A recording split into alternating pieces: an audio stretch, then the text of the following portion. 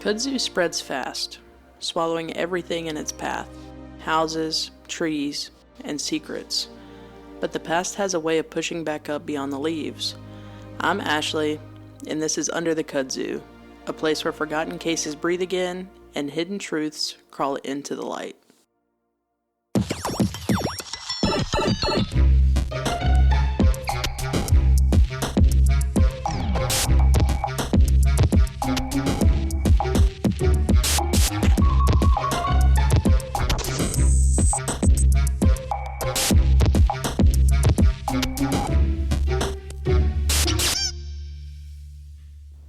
Hello everyone and welcome back.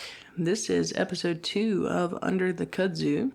If you're here, I hope that means that you listened to episode 1 and hopefully liked it. Like I said in that episode, this is something that I've wanted to do for a really long time, and I'm glad to be sharing it with the world. That being said, I would love your feedback. The more you guys interact and push this show into the algorithms of future listeners, the more of these that I'm able to do. For now, I'm working hard on content and getting the show listed on all the popular platforms where you guys listen. I've been researching cases that I want to cover in the future, so if you have any suggestions, feel free to let me know. My plan is to release the episodes as I complete them, eventually dropping 1 to 2 episodes per week. I do have an important announcement after this episode, so stay tuned for that. Today's episode does come with a trigger warning. So before we begin, I do want to mention that this episode contains discussion of violence, murder, and sexual assault. So listener discretion is advised. As always, it's important to me that victims are remembered as real people and not just a story or a podcast episode. For years, I've watched, listened, and read about a variety of solved or unsolved cases that still lack important answers. The crazy part to me is that someone, somewhere, knows those answers. So if I can spread even the smallest amount of awareness by simply telling you a victim story, then this podcast has done exactly what I've set out for it to do. Thank you for listening. And now, let's jump into today's case. Unlike the last episode that took place in my hometown, this one is on the opposite side of the country.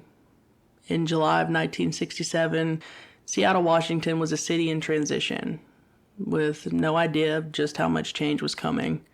The weather there was mild, dry, and bright. Life was moving at an unhurried pace while daylight hours stretched well into the evening. People in Seattle left their windows open. Neighborhoods were quiet, but lived in. You could find children playing outside. Adults went to work, ran errands, came home, and expected tomorrow to look much the same. In 1967, Seattle was still largely a working city. Boeing dominated the local economy by employing tens of thousands, and many local families depended on steady clerical or industrial jobs. The dramatic downturn that would hit the city just a few years later hadn't happened yet. Seattle still had a sense of stability and predictability. Now, as a whole, the country was restless. The Vietnam War was escalating. Protests were growing louder in cities all across the U.S., and the Summer of Love was unfolding in San Francisco, and this was drawing national attention to counterculture and social change. But in Seattle, those shifts felt distant, like something seen only on the evening news. This wasn't something they felt on their own streets. This was still a time before widespread security systems, before cell phones, before people locked themselves into this cruel, constant state of vigilance. Most violence here felt personal, mostly contained to domestic disputes or known conflicts. Random crime wasn't something that most people ever expected to happen to them. During this time, women were especially navigating a complicated moment. This was a time when opportunities were expanding slowly, but expectations very much so remained traditional.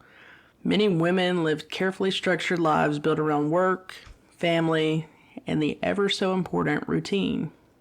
Independence existed, but nothing like today. It was quieter and more constrained by social norms. In July of 1967, Seattle was a city living its ordinary days, trusting its familiar routine, with the assumption that home was safe. And it's within that calm, unremarkable setting that Susan Galvin's story unfolds. 20-year-old Susan Galvin wasn't someone who stood out in a crowd, and for her, that was never a flaw. It was simply the way she moved through the world. Like many, Susan lived a quiet, structured life, a life built around routine and familiar places. The kind of life where days blended together in predictable ways. Work, errands, home, rest. In Susan's world, I imagine that nothing felt especially dangerous because nothing had ever been. People who knew Susan described her as dependable. She was the type of woman that showed up when she said she would. She kept to her habits. She didn't disappear without explanation, and she didn't drift from one place to another without telling someone where she was going. Susan wasn't reckless. She wasn't impulsive, and she wasn't someone who took unnecessary risk. Her life reflected that. When it comes to Susan's childhood and upbringing, the record is quiet. There aren't any long profiles, no detailed interviews with family members, no preserved stories about her school plays or her favorite teachers. Now, in some ways, that silence tells us something important. Susan didn't grow up in the public eye. She wasn't famous. She wasn't notorious. She wasn't someone whose life was carefully documented. Like most of us, she was ordinary, in the truest sense of the word. What we do know is that by the mid-1960s, Susan made the decision to move to Seattle from Spokane. She was drawn to the promise of steady work and a fresh start without completely stepping outside of the expectations placed on women in that era. Seattle offered opportunity, but it was still close enough in spirit to the kind of structured, traditional life that Susan was used to. Now, just to be clear, this wasn't a move that was fueled by rebellion or escape, but rather practical, intentional, and sensible. Susan built a routine quickly. She scored a job as a records clerk for the Seattle Police Department. This meant that Susan wasn't just living in Seattle, she was part of its everyday machinery, helping the police department function behind the scenes. Susan's job put her behind the desk of law enforcement rather than out on the streets. She handled paperwork, organized files, and maintained records, the kind of work that fit her routine and reliability. Here, she worked the graveyard shift, a schedule that most people rarely think about until they find themselves in one. These were the hours when the city sleeps and only a quiet few are awake. This meant that her days ran opposite of most people's. Evenings were her mornings and nights were when her workday began. This job wasn't just Susan's paycheck, it was her anchor in the city. Her schedule was known and her coworkers knew her well, so when she didn't show up to work on July 9th, not only was it out of the ordinary, but it set off concern. Maybe she was delayed or maybe there had been a mix-up, but as minutes passed and then hours, the concern became real.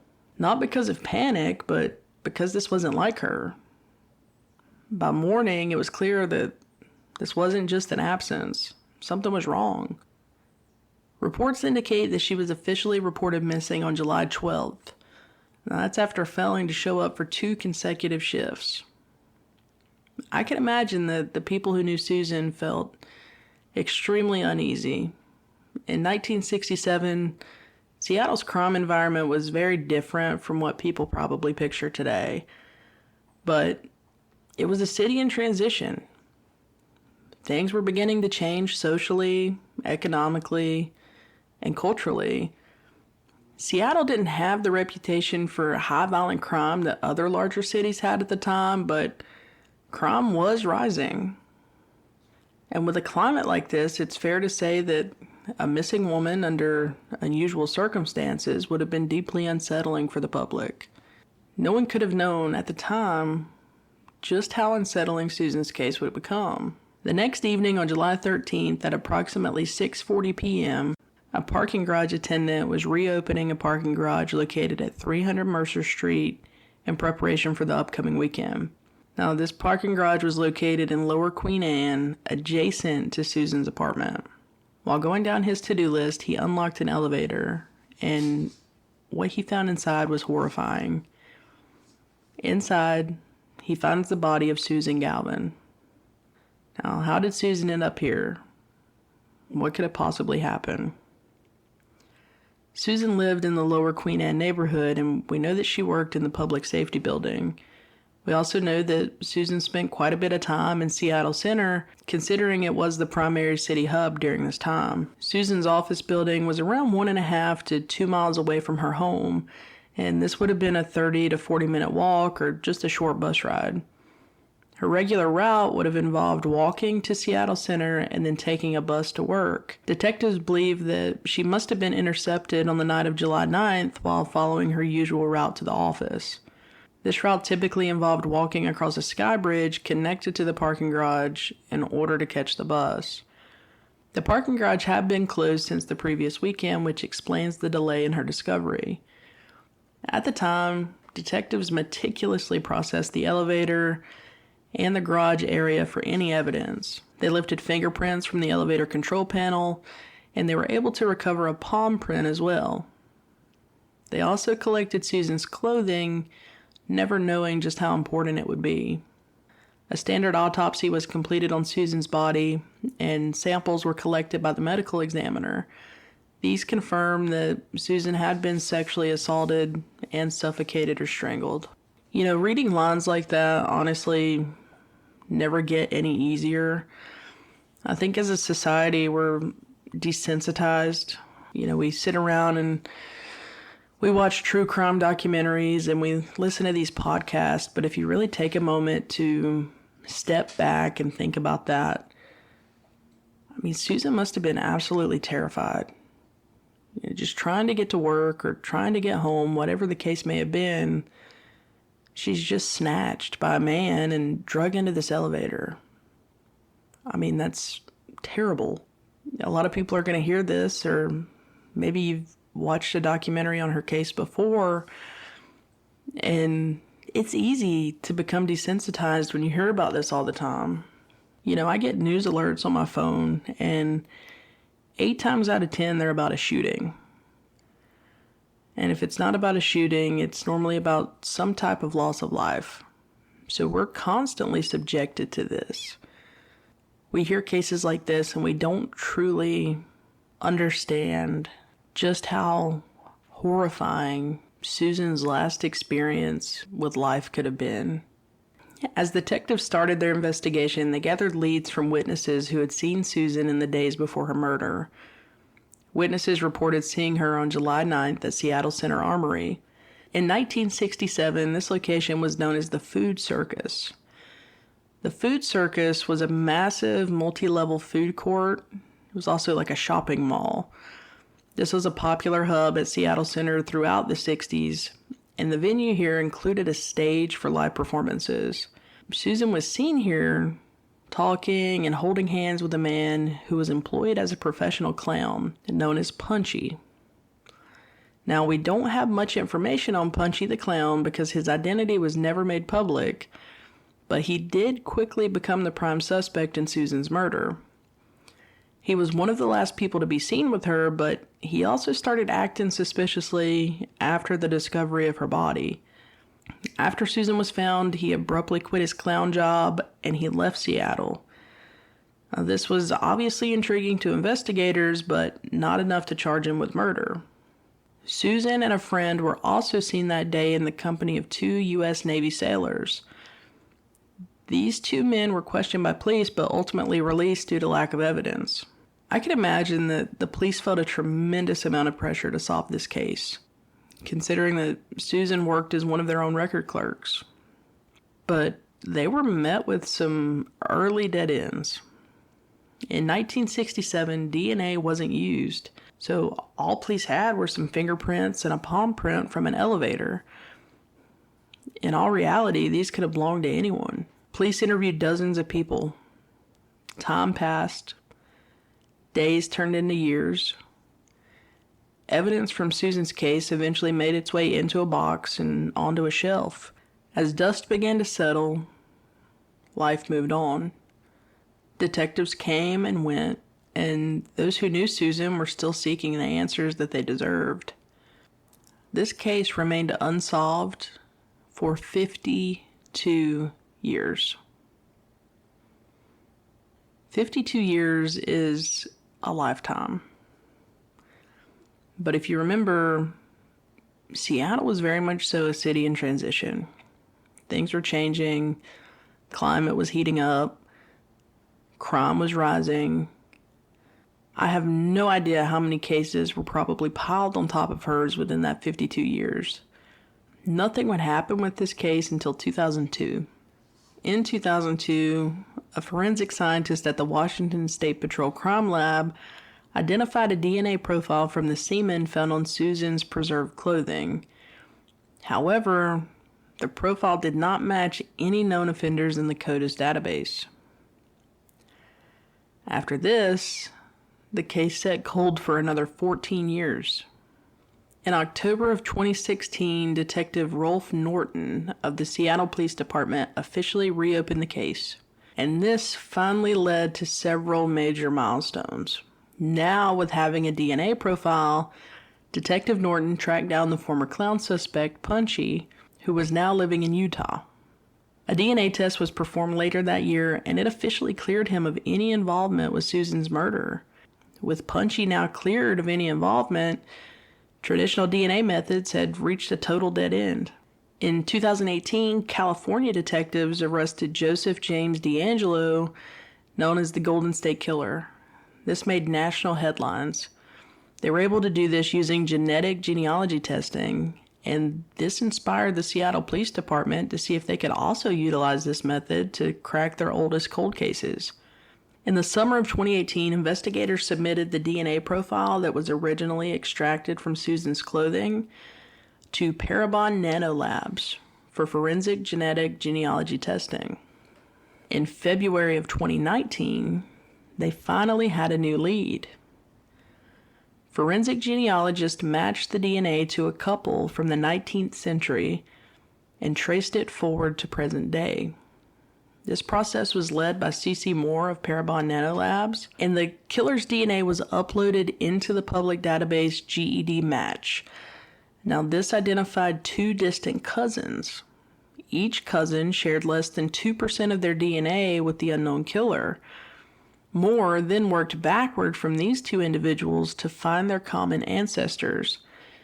Now, these turned out to be a man born in Kentucky in 1828 and a woman born in Missouri in 1837.